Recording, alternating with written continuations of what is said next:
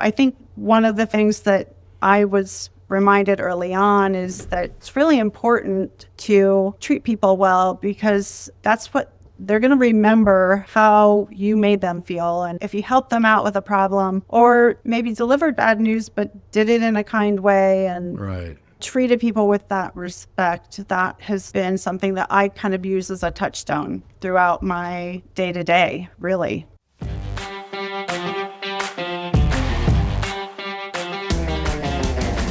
Welcome to Behind the Screens, Conversations with Background Screening Pros. I'm Les Rosen, your host, and I'm excited to have you here. On this podcast, we chat with the people who know the background screening world inside and out. Executives, industry experts, legal pros, and more. We dive into their personal stories and insights to give you a real look at what's happening behind the scenes. Whether you work in the screening industry or are just curious, Behind the Screens bring you the real, unfiltered conversations from the people who make it all happen. Stick around for stories you won't hear anywhere else.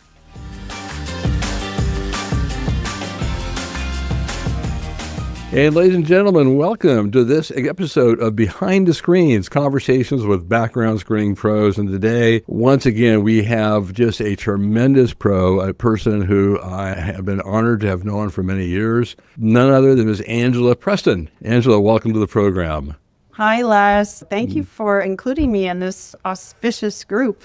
Well, thank you for being involved, because you have, as we'll foreshadow here, we'll talk about the fact that you're a former chair, that you've been involved in all sorts of aspects of the screening industry, and so it's really exciting. So let's start with a real tough question, the toughest question of the day. I know that you're stationed, or you live in New York, which has been harder for you, keeping up with all new laws or riding the New York subway. That's my burning question. Right. Well, I love the subway. It's freed me from my automobile, so I can't really hate on the subway. It's great. But yeah, I'm living and working from New York City and working from home now, as so many of us are, but still keeping up with all the laws. That's what I do. Do you even have a car now? If you live in the heart of New York, do you even have a car or need a car? I don't have a car anymore. When I moved here from the heart of the Midwest, Columbus, Ohio, I let go of my car. I sold my car, and I'll tell you, I miss driving for fun, but I don't miss having to drive everywhere. So it's kind of freeing, but when I get behind the wheel, I get that adrenaline kick. I like to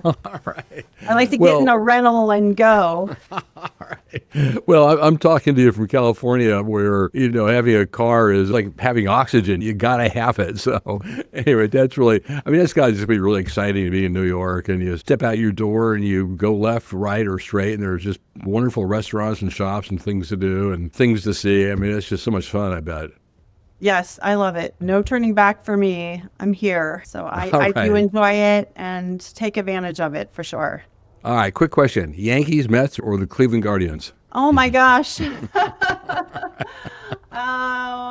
got to go with the Yankees. I got to go with my Yankees. Okay. Well, your Yankees lost, Mr. Soto, but that's not want to rub it in. That's for another day. So anyway, let's give our audience the Reader's Digest condensed version. Angela, what are you doing these days, or what have you been doing? Well, living and working here in New York, as I said, with the post-COVID shift to work from home. But I've spent the last 9 years working for really large CRAs in the background screening space, some of the biggest companies out there, in a legal capacity. I'm a lawyer. And so I've had the good fortune of working for some great companies and taking leading roles in that legal capacity to head up legal and compliance initiatives for really large companies in the space.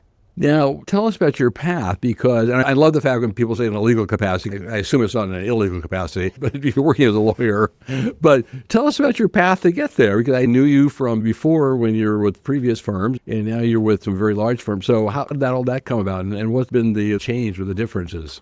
I'm going to date myself here, Les, and age myself a little bit, but I got my start way back pre-9/11, just before 9/11. So at a time when the industry was very young and green and kind of the Wild West, working for small CRAs. I had the privilege of getting in on the ground floor as a lawyer, one of the first in-house lawyers in the industry at a time when some of the formative case law that was really coming about, I think companies didn't really think of themselves as being necessarily regulated by the Fair Credit Reporting Act at different use cases. But as the industry kind of matured and evolved, I worked for a couple of really wonderful companies, smaller companies that kind of let me cut my teeth on the legal issues around the industry that really have become more and more prominent with litigation and regulation. I worked for Employee Screen IQ, which was then acquired in 2015, which led me to,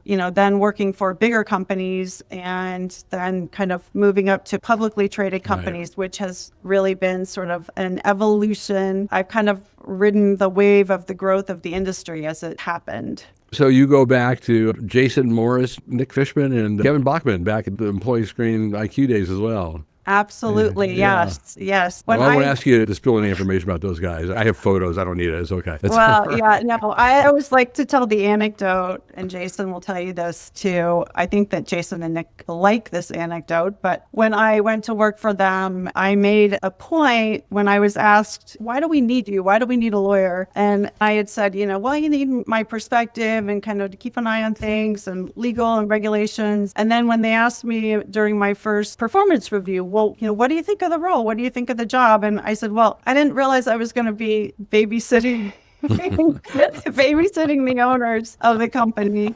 And that was a joke, of course. They didn't need babysitting, but we had a lot of fun. All right. We'll have Jason on one of these days and Kevin and get the other side of the story there. So, all right. Yeah. So those were the days, and again, I'm going to date myself as well, when, the number of FCRA cases you can count on one hand. Just weren't any. And then suddenly it went from 0 to 60 in like 90 seconds to now there's hundreds of cases a year. So that must have been, it was an interesting time. I remember all that when all of a sudden the screening industry came within the gun sights of the plaintiff's bar or so. And you were there while that was happening.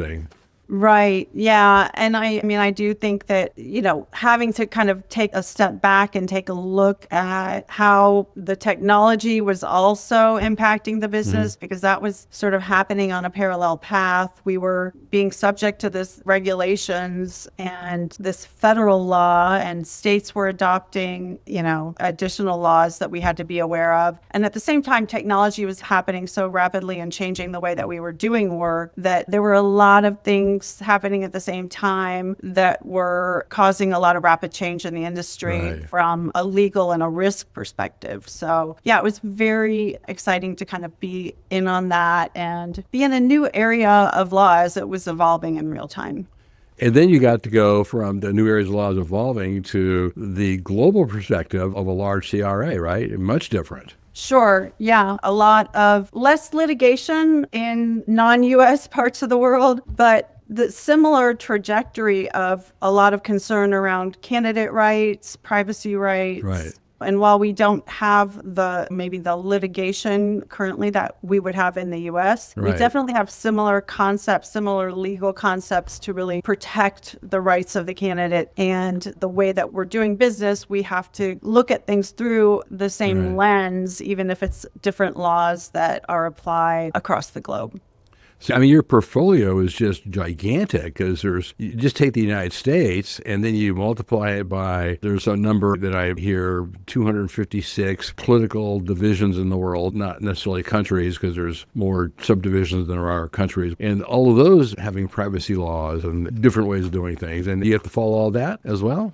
Yeah, fortunately, not alone. I've worked for great organizations where there are wonderful teams who specialize in privacy issues in different parts of the world. And I think that's part of the story too, is, the sophistication of companies and having really building out expertise with all of these different functional areas with privacy, data security, all of the technology issues around the technology aspects of keeping information safe and security measures. So fortunately, it doesn't just fall on any one person, but learning what teams to work with to make sure controls are in place and monitor those things. So it's a lot more sophisticated for sure than it used to be. And not just for big companies, frankly, for smaller companies too, on a different scale. So you have literally lived your entire career on the cutting edge. Right. Well, I think any of us in this industry are always sort of on the edge of the next thing. So it's one of Yeah. the things that I've enjoyed about my career in this industry is the fact that it has changed rapidly and it's never boring, that's for sure. And I was going to ask you that what is one of the most interesting things you find about being in the screening industry, or what keeps you going in the screening industry or attracts you to it? Is it the constant change, the fact that it's never boring? Well, I mean, I think I've had great opportunities. So some of it Yeah. is that as my career has progressed, I've been presented with great opportunities to Right. continue to grow. And whenever you're continuing to grow and expand your knowledge base and learning, that for me is the key to being successful and satisfied in your career is to continue to grow. And I think, I mean, for sure, one of the biggest things with screening has been the technology and the fact that this has turned into really a technology enabled service. It's still a people service and it's still very people oriented and relationship oriented, but the tech service aspect of it has definitely been one of the biggest changes that has Right. kind of kept us all on our toes. Well, I love what you said about the fact that you grow by learning new things, right? I mean, that's your philosophy. Tell us a little more about that. I mean, how do you keep on learning new things, or why does that jazz you up? I think I'm curious by nature. I like to be exposed to new things. Like I said, the global aspect and learning about not just the legal aspects of doing business in other countries and other regions, but the customs and the business practices and Right. having to really be consultative in my role in helping business grow and working with other teams to make things happen. So I like to learn new things. I'm curious by nature, and it keeps, I think, for a lot of people, I'm not alone in that. I think Right. Yeah. a lot of people would say that that's part of what keeps you engaged and happy in your career. And that's so interesting because that's kind of a theme I've heard from a number of really accomplished people like yourself, that curiosity and always finding and learning new things is kind of the key to personal success. And you've stated it so nicely here, that how important it is to you as well. Yeah. So let me take off on that and, leaving the career part around, let me just ask you a general question. When you look back on all your accomplishments and your time in the screen industry, what stands out in your mind as the first accomplishment that comes to mind that you're proudest of or that you feel is most significant to you? Well, I think that one of the things I'm most proud of was really becoming chair of our professional association, the Professional Background Screeners Association. So being chair of that global organization was certainly one of the highlights of my career and one of the accomplishments, not just in my career, but in my life that I'm proud of in terms of, being given the honor and the responsibility to lead our global trade organization. It was such a tremendous experience, and I'm very grateful for that. And it's definitely one of the things I am most proud of. Oh, that's fantastic. And, what year was that then? I'm trying to- 2016. Okay. And at the time, was it still any PBS or had it changed already, PBSA? It was PBSA. Okay. It had gone from the National Association of Professional Background Screeners to the Professional Background Screeners Association to reflect the international aspect of screening, as I recall. Right. That was right when I was there in leadership, was when I was part of that change and that transition. Right. So that was a really exciting time. And we really spent a lot of time strategizing around being a global organization, a global group. And again, so many talented people involved in that. And with that board service, some of my closest professional friends and friends in life, frankly, that Right. in working together on a common initiative to help the industry. And that really has forged amazing friendships that I am so happy to carry forward today.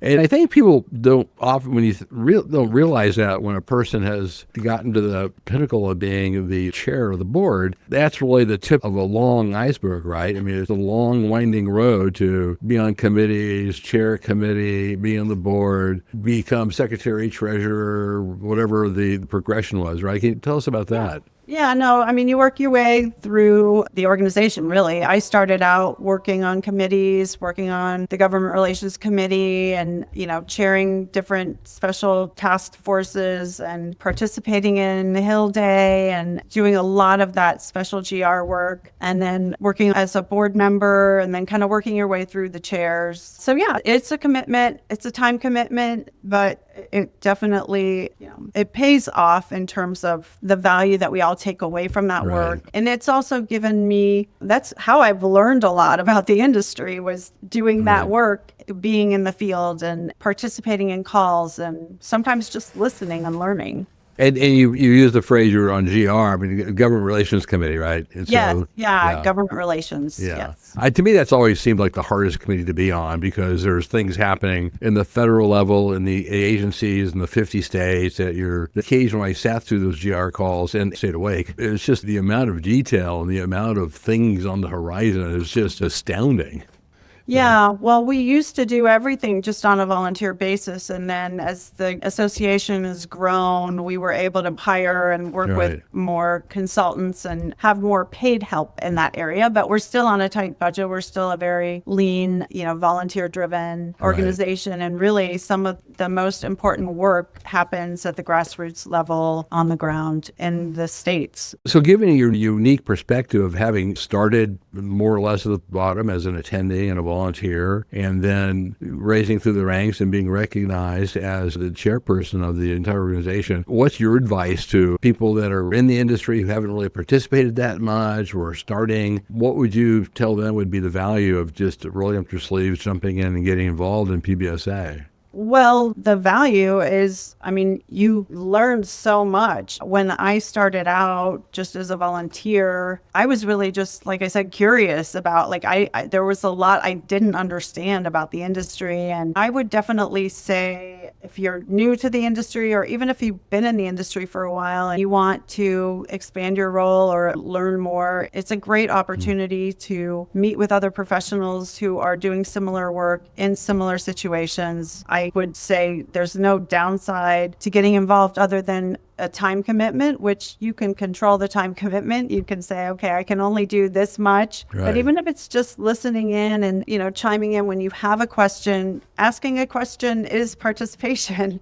And it's the only way you're going to learn and grow. So if you're at all curious about it, I would definitely encourage people to jump in and also reach out to the leaders, because everyone that I've worked with on boards, when I started out as a newcomer, I would reach out to you, Les, and say, hey, tell me about this. I read your book and I still don't understand this particular thing. And you were always so generous with time and feedback, and so many stories like that with amazing mentors and people that I've worked with over the years. And you yourself have become a mentor as people who reach out to you. Yeah, I would be happy to talk to anybody that has questions or has a question. And I think what you said previously is something I've heard from a lot of people, is just that when you're sort of all in the foxhole together, doing whatever you're doing at PBSA, you just develop friendships and relationships and that go well beyond just, hey, how you doing? You really develop lifelong friendships. Absolutely. It's been interesting. So one of the things, too, I tell people that now, with the way the industry is shaping out, there's some people find it a little harder to get their firm to pay for PBS. I actually tell people that if this is really your career, just take some time off and pay, even if you have to pay for it yourself. There's just the return on investment. There's nothing like investing in yourself. And I've actually told a couple people, they looked at me like I had three heads, but I said, just take time off and pay the money, and because there's nothing better than adding value to yourself. And the best way to add value is through knowledge and growth and relationships and contacts. So anyway, that's my 2 cents, my 2 editorial cents. All right. I like it. If it helps. So before we pivot here to away from background screening, I think we've covered a lot of this, but this is just the kind of lightning round here. You've seen the good, you've seen the bad, you've probably seen the bizarre. Top of mind, what are the biggest changes in the industry that you've seen, and what are the biggest challenges you see coming up? Biggest changes, I already said it, technology, work from home. Mm-hmm.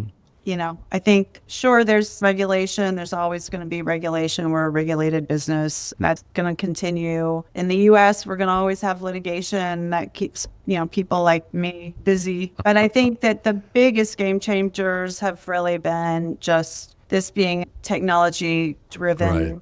information service kind of business that is much like any other kind of regulated industry operating with software as a delivery method. So that and home work, like working from home has changed everything, but certainly our business as well. Yeah, I have to admit, before COVID, I was a dinosaur. I just couldn't conceive of how you could run a screening industry with people working at home. And then once COVID hit, well, we had no choice. So, I mean, talk about a sea change. So, yeah, I didn't like it. I mean, I fought it. I would complain to our CEO can't we go back to the office, please? Can we go back to the office? But I've evolved. I've embraced it. I think it's, in many respects, it still has limitations. right. But at the same time, a lot of advantages that can't be denied. So, Yeah, absolutely. Okay, well, let's leave the wild, wonderful, wacky world of background screening, and let's talk about Angela Preston. Let's time to play fun facts. So tell us what you do outside of screening, that, hobbies or interests or things that you do that when you're not following international case law. right. Right. Which, doesn't leave me a lot of time less. But Right. no, I mean, being in New York, I love all that the city has to offer. Like I said, I'm a big follower of fashion and design. And I love, actually, one of the things I've gotten into recently has really been like upcycling and thrifting. I try to always look at the impact on the environment with respect to all of the fashion and the design and the Right. stuff that we're consuming. And that's a hobby of mine that I really, even though I love fashion, I like to look at resale and how that's helping the environment. So thrifting and looking at repurposed materials and that kind of thing is something I'm really into. Oh, that's fantastic. And I mean, you're in the heart of New York, Milan. I mean, in London, I suppose. You're in Paris. You're in the heart of one of the fashion capitals of the world. So that's fantastic. Yeah, no, I'm in the right place for sure. Yeah. Oh, wow. So tell us a fun fact that people may not know about you. What's Angela Preston's secret? A secret fun thing that people may not, oh my God, I didn't know Angela did that or knew that or was into that. Well, I don't know if it's a fun fact, but one thing that people might not know is that I was in New York City during the pandemic. Mm-hmm. And it's sort of changed my outlook on things. And being here in New York at that time really helped me embrace the city. And I think it brought us together as humans, if you will. Right. So Yeah, I've really spent a lot of time sort of reflecting on that and reading about it. I'm really curious about how history will treat that chapter of our recent history. And having been here and kind of seen the impact on people and the economy and people's day-to-day lives is something that I've done a lot of reflecting on and have been sort of studying even how it's being treated historically and written about and that kind of thing. Oh, that's fascinating. You were living in the heart of it. I mean, I can imagine living in New York and just trying to get groceries and takeout and trying to have some sense of connection with people, but you had to be masked and 10 feet away and they're in the heart of it. And all of that must have just been incredible.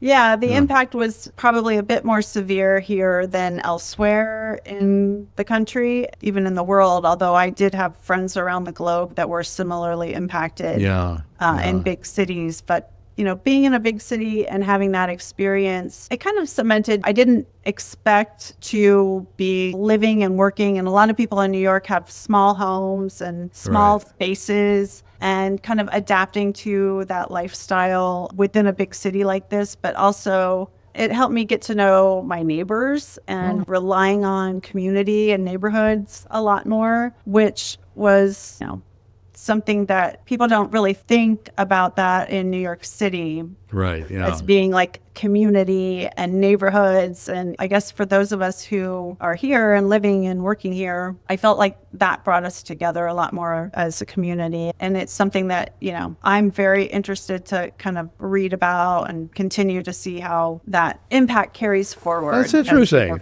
Yeah. Oh, you have a neat perspective. We're down to the last couple of questions here, so we can getting ready to sign off, but I would be remiss without at least a couple more questions. So one thing I like to ask people once in a while is, what is a lesson that you learned early on in your career that still sticks with you today?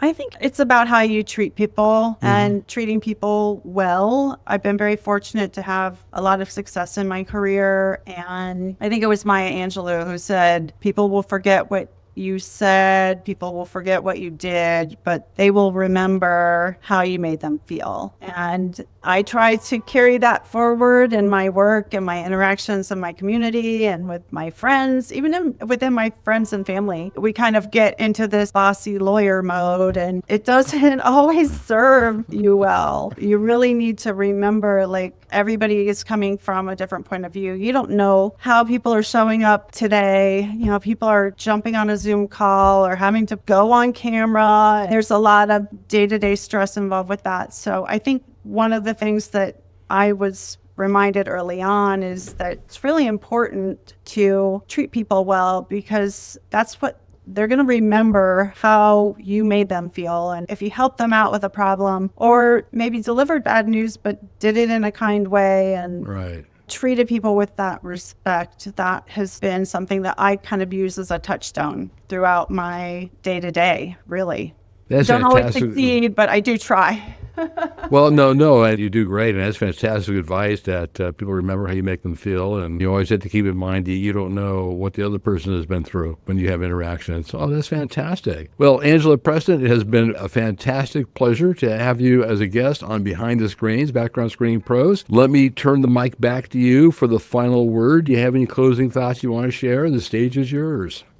I think that, again, I've been so fortunate. I've loved my career in the industry. I've made some of my best friends in life really through my work in the background screening industry. And I think that my closing thought is that it's something that I'm continually challenged, and I'm continually growing in this field. And I just want to say thank you to all of those folks who have helped me along the way. And certainly to anyone thinking about getting started or entering into a career in this industry, please reach out, let me know. There's so much to learn and so many interesting aspects to it, but also lots of fun to be had. So, all right. Well, ladies and gentlemen, you heard it here from Angela Preston, who's a former chair of PBSA, who's had an outstanding career, including a time with large CRAs as well as smaller ones, and has shared some really wonderful and tremendous insights. Angela, thank you very much. We appreciate your time.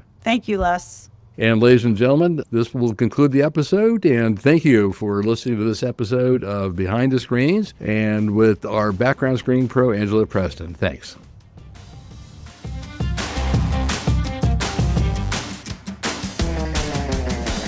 All right, that was yet another wonderful conversation with a background screening pro. If you enjoyed today's episode, don't forget to hit subscribe so you never miss an update. And hey, if you got a moment, we'd love for you to leave us a review. It really helps get the word out. For more info or to catch up on past episodes, or to make suggestions or to suggest possible future guests, head over to our website. Once again, this is your host, Les Rosen, and it's been a pleasure to bring you another episode. See you on the next episode. Thanks.